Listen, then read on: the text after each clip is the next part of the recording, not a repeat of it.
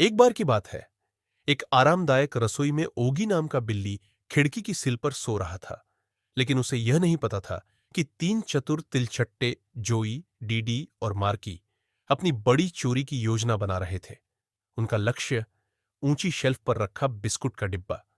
जोई, जो टीम का मास्टरमाइंड था, फुसफुसाया, ठीक है टीम, बिस्कुट हमारे हैं।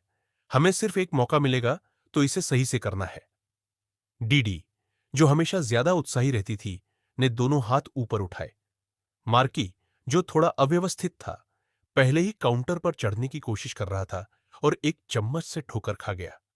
ध्यान से मार्की, जोई ने उसे डांटा। तीनों तिलचट्टे चुपचाप काउंटर पर चढ़े, लेकिन जैसे ही वे बिस्कुट के डिब्बे तक पहुंचे, ओगी जाग गया। उसके कान कांपे और उसकी आंखें खुली। क्या है यह, मेरे रसोई में हमला? उसने शरारत भरी मुस्कान के साथ कहा। तिलचट्टे कुछ कर पाते उससे पहले ही ओगी ने कूद कर हमला कर दिया। जोई बाईं तरफ दौड़ा, डीडी दाईं ओर, और मार्की मार्की सीधे मक्खन के डिब्बे में जा घुसा और उसमें फंस गया। वहां से निकल मार्की, जोई चिल्लाया, लेकिन अब बहुत देर हो चुकी थी। ओगी ने उसे झपेट लिया और मार्की मक्खन के साथ उड़ते हुए आटे के कटोरे में गिर पड़ा, जिससे उसका शरीर सफेद हो गया। डीडी पूरी तरह से निराश हो गई। हमें कोई ध्यान भटकाने वाली योजना बनानी चाहिए, उसने कहा। तेजी से वह कचरे की टोकरी की ओर दौड़ी, लेकिन ओगी उसका पीछा करता हुआ उसके पीछे कूद पड़ा।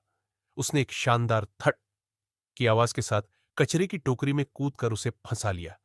जोई ने डीडी और मार्की को देखा, जो अब आटे और मक्खन से सने हुए थे, और उसने सिर झुका लिया। शायद अगली बार हम बस एक टुकड़ा चुराएं, उसने मुस्कुराते हुए कहा। ओगी, विजयी और थोड़ा परेशान, वापस अपनी खिड़की की सिल पर चढ़ गया। अगली बार मैं उस बिस्कुट के डिब्बे को लॉक कर दूंगा,